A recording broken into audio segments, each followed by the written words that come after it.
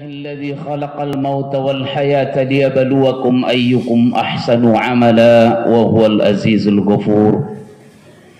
أشهد أن لا إله إلا الله وحده لا شريك له وأشهد أن سيدنا محمدا عبده ورسوله لا نبي بعده.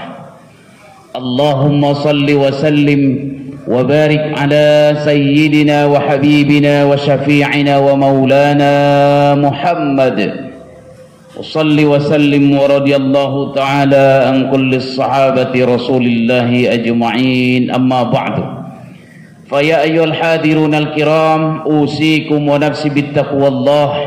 اتقوا الله حق تقاته ولا تموتن إلا وأنتم مسلمون. فقال الله تعالى في كتابه الكريم وهو أصدق القائلين: أعوذ بالله من الشيطان الرجيم بسم الله الرحمن الرحيم قل هل ننبئكم بالأخسرين أعمالا الذين ضل سعيهم في الحياة الدنيا وهم يحسبون أنهم يحسنون صنعا أولئك الذين كفروا بآيات ربهم ولقائه فحبطت أعمالهم فلا نقيم لهم يوم القيامة وزنا ذلك جزاؤهم جهنم بما كفروا واتخذوا آياتي ورسلي هزوا. وقال رسول الله صلى الله عليه وسلم إنما أعمال بخواتمها. صدق الله العظيم وصدق رسوله النبي الكريم ونحن على ذلك من الشاهدين والشاكرين والحمد لله رب العالمين. Hadirin jamaah salat Jumat yang mulia, mari kita bersungguh-sungguh bermujahadah, kiranya selalu bertambahlah ketakwaan kita kepada Allah dalam setiap kesempatan, bertambah kesyukuran kita atas segala nikmat yang didapatkan, bertambah kesabaran kita atas segala derita yang ditimpakan, bertambah ketawaduan kita atas segala pencapaian, dan bertambah kearifan kita atas segala persoalan. Barang siapa yang pandai bersyukur, Allah tambah karunia itu. Dan barang siapa yang kufur, sungguh Allah itu maha kaya dan tidak membutuhkan sesuatu apapun dari alam semesta. Wa man yashkur fa innama yashkuru li nafsihi wa man kafara fa innallaha ghaniyyun hamidah.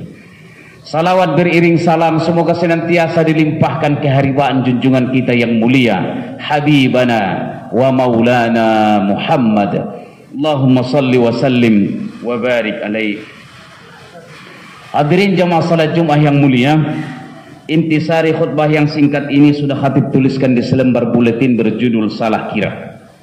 Setelah ini kita baca ulang, ditelaah, dikupas, lantas kita ambil intisarinya untuk diajarkan kepada keluarga kita, anak-anak kita, agar mereka bisa berkata dan bersikap yang baik dalam kehidupan. Hadirin jamaah salat Jumat yang mulia, dalam sebuah hadis yang diriwayatkan oleh Imam Ahmad, baginda Rasulullah sallallahu alaihi wasallam pernah bercerita tentang dua orang Bani Israel di zaman dahulu kala. Kedua orang Bani Israel ini bersahabat, bersaudara. Keduanya bersaudara tapi perilakunya berbeda. Yang satu adalah orang yang taat kepada Allah, ahli ibadah, dan yang seorang lagi selalu melanggar perintah Allah, ahli maksiat. Memang begitulah dalam kehidupan ini. Kadang meskipun kita dalam satu keluarga bisa berbeda sifat dan karakternya. Begitulah kedua orang ini, yang satu ahli ibadah, yang satu lagi ahli maksiat. Rasulullah menjelaskan, setiap kali yang ahli maksiat ini melakukan perbuatan yang salah, berdosa, saudaranya selalu saja mengingatkan, sudahlah, berhentilah berbuat maksiat, takutlah kepada Allah. Memang begitulah kiranya. Ini namanya kewajiban dakwah kita, itu amar ma'ruf nahi mungkar. Bukan hanya mengajak kepada kebaikan, tapi juga harus mencegah dan kemungkaran. Dan itu harus kita mulai dari keluarga yang paling dekat. Keluarga kita harus kita jaga dengan dakwah ini. Dan itulah yang dilakukan oleh ahli ibadah. Dilihatnya saudara berbuat maksiat, dicegah, dilarang. Karena kalau kita biarkan saudara kita melakukan dosa, maksiat, pelanggaran, kita ikut menanggung dosanya. Maka dilaranglah amar ma'ruf nahi mungkar, kita ajak kepada kebaikan dan kita cegah dari kemungkaran. Dan itulah yang selalu dilakukan oleh ahli ibadah ini. Namun saudaranya yang maksiat ini selalu menentang dan menolak. Sudah, jangan pedulikan aku, biarkan saja ini urusanku. Memang begitu juga lah dakwah kita di tengah masyarakat. Tidak ada dakwah kita yang tak menghadapi tantangan, gangguan, cobaan, bertaruh nyawa, bertaruh harta benda. Dan sejak zaman baginda Rasulullah pun begitu adanya. Yang namanya dakwah itu pasti menghadapi tantangan sampai akhir zaman. Dan begitu juga ahli maksiat ini. Setiap kali dia melarang saudaranya jangan lagi berbuat maksiat, berhentilah. Tapi selalu ditentang dan dilawan. Sudah, tak usah kau urus aku, ini urusanku. Hingga pada suatu ketika kata Rasul, ahli maksiat ini kembali melakukan kesalahan dan dosa. Dan saudaranya kembali mengingatkan, sudah, berhentilah. Sampai kapan kau melakukan dosa ini? Allah nanti murka. Tapi jawaban dari ahli maksiat ini semakin keras. Sudah, ini urusanku dengan Tuhan, biarkan saja. Urus dirimu sendiri, jangan kau urus aku. Kira-kira demikian makna dari pesan yang disampaikan oleh Rasul tadi dalam hadis itu. Sehingga karena mendapatkan respon tanggapan yang tidak menyenangkan dari saudaranya ahli maksiat, maka sang ahli ibadah ini terucapkan dua kata yang sebenarnya kedua kata ini tidak pantas diucapkannya, tapi karena mendapatkan tentangan ia pun berkata, apa katanya? Wallahi la yaghfirullahu laka, demi Allah, Allah tidak akan mengampunimu. Au la yudkhilukallahu jannah, atau Allah tidak akan memasukkanmu ke dalam surga. Dua kata inilah ucapan yang tidak pantas diucapkan olehnya. Dalam riwayat itu disebutkan kedua kata ini telah menggoyangkan arsy Allah, karena ia berkata di luar hak kewenangannya, yaitu mengatakan bahwa Allah tak akan mengampuninya dan Allah tak akan memasukkannya ke dalam surga karena ia terjerembab, terjerumus dalam noda dan dosa. Rasul melanjutkan, suatu ketika keduanya meninggal dunia dan ruhnya dikumpulkan oleh Allah Rabbul Jalil. Lalu Allah bertanya kepada ahli ibadah, hai ahli ibadah, atas dasar apa engkau lancang mengatasnamakan diriku bahwa aku tidak akan mengampuni hambaku yang berdosa? Dan atas apa pula kau berani mengatakan bahwa aku tidak akan memasukkannya ke dalam surga hanya karena dosanya? Allah murka kepadanya karena ia mengatasnamakan Tuhan, mengatasnamakan Allah, mengampuni dan tidak memasukkan ke dalam surga. Dan Allah berkata kepada ahli ibadah, pergilah dan masuklah engkau ke dalam neraka. Dan Allah berkata kepada ahli maksiat, pergilah engkau dan masuklah ke dalam surga. Hadis riwayat Imam Ahmad. Saudaraku kaum muslimin, dari kisah yang sangat luar biasa ini kita ambil intisari bagi kita hari ini. Jangan lagi kita lakukan. Boleh jadi hari ini kita yang melakukan ini. Dan kesalahan dari ahli ibadah itu adalah salah kira.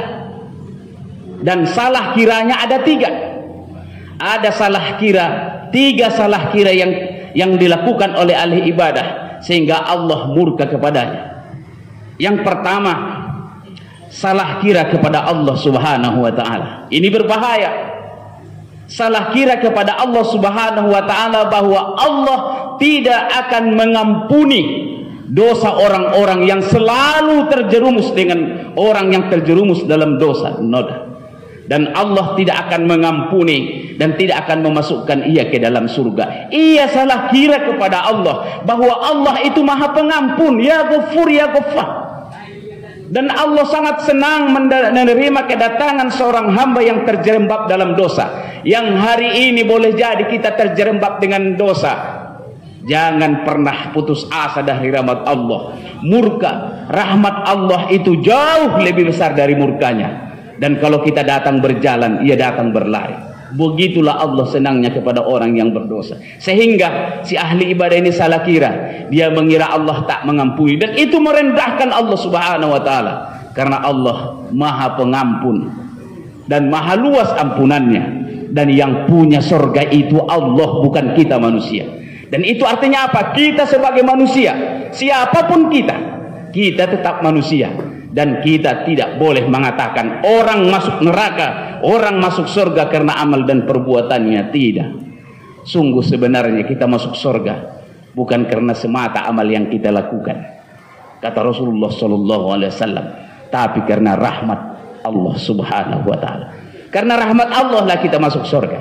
Dan rahmat Allah itu turun karena kita beramal soleh kepadanya. Yang kedua, salah kira kepada orang lain. Kesalahan dari ahli ibadah itu salah kira kepada orang lain. Apa yang dia salah kira? Dia salah kira kepada saudaranya yang terjerumus kepada dosa, bahwa nanti tidak akan berubah dan bertaubat kepada Allah. Seakan apa yang disaksikannya hari ini itulah ujung dari perjalanan saudaranya, sehingga berani dia mengatakan tidak masuk surga dan berani mengatakan bahwa dia tidak ampunan Allah. Salah kira dia. Hidup ini perjalanan dan permainan. Wa mal hayatud dunya illa la'ibun wa lahun. Permainan ada pangkal dan ujung.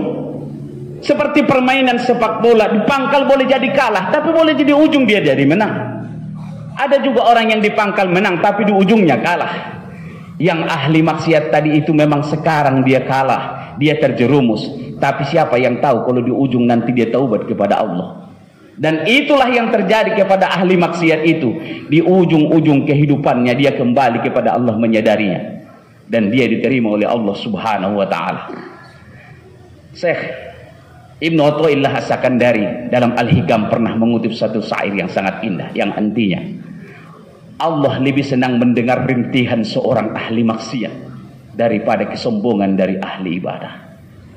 Allah lebih senang mendengarkan rintihan penyesalan dari seorang yang terjerembab dengan dosa, menyesal merintih, daripada ungkapan angkuh dari seorang yang ahli ibadah. Dan ini pelajaran buat kita agar kita tidak salah kira kepada orang. Jadi kalau ada saudara kita hari ini terjerembab dengan dosa, jangan pernah benci apalagi hukumi ia. Tapi kita doakan dan kita ajak selalu. Mudah-mudahan di ujung perjalanannya ia kembali. Dan yang ketiga, salah kira yang terjadi oleh salah ahli ibadah adalah salah kira terhadap dirinya sendiri. Dia salah kira terhadap dirinya bahwa karena kesolehannya, karena keilmuannya, karena keulamaannya, karena amal ibadahnya yang banyak, dia salah kira bahwa itu yang memasukkannya ke dalam surga. Dan ia mengira bahwa Allah akan mengampuninya, memberikan rahmat kepadanya. Tidak seperti yang disebutkan tadi. Bukan karena amal ibadah kita masuk surga, tapi karena rahmat Allah subhanahu wa ta'ala. Dan artinya apa? Hari ini yang kita soleh, hari ini yang tahajud kita banyak, sholatnya tak pernah tinggal, sedekahnya yang tinggi, dan semua amal soleh kita lakukan. Jangan salah kira, setan itu tak pernah tidur untuk menggoda kita. Dan berapa banyak orang-orang yang baik sebenarnya, tapi ia tak mampu menanggung godaan setan dan tergelincir menjadi su'ul khotimah. Dan jangan sampai kita salah kira, karena hari ini kita baik, lantas ujungnya kita akan tetap baik. Karenanya itu kita selalu berdoa, semoga Allah jadikan ujung amal ibadah kita itu yang baik, dan ujung kehidupan kita itu baik. Oleh karenanya sebagai kesimpulan khutbah yang singkat ini, kita bermohon kepada Allah, jangan sampai hari ini kita yang baik lantas kita merasa angkuh. Kenapa ahli ibadah tadi dimasukkan ke dalam neraka? Karena yang muncul dari dalam dirinya adalah kesombongan, karena dekat dengan Allah karena ibadahnya. Dan Rasulullah pernah bersabda, la yadkhulul jannah man kana fi qalbihi mithqalu dzarratin min kibr. Tidak akan masuk surga orang yang ada sebiji zarrah kesombongan di dalam dirinya. Oleh karenanya, apapun yang kita lakukan hari ini, perjalanan hidup belum selesai. Belum selesai, permainan belum selesai. Dan Rasulullah mengingatkan, innamal a'malu bi khawatimiha. Sungguh amal ibadah itu dinilai jadi ujung, bukan di pangkal dan di tengah saja, tapi di ujung. Karena itulah kita berdoa, Allahumma inna nas'aluka min husnil khatimah wa na'udzubika min su'il khatimah. Ya Allah, berikan kami ujung hidup yang baik, dan kami berlindung kepadamu ya Allah dari ujung hidup yang buruk. Semoga khutbah ini menguatkan diri kita agar jangan sampai terlalu banyak menilai orang lain, sibuk mengurusi orang lain, sibuk menghujat orang lain, sibuk mengkafirkan orang lain, tetapi tidak pernah melihat diri sendiri. Sungguhnya lebih banyak kekurangan kita dari orang lain. Barakallahu li wa lakum fil Qur'anil azim wa nafa'ani wa iyyakum bima fihi minal ayati wa zikril hakim wa taqabbala minni wa minkum tilawatahu innahu huwal ghafurur rahim.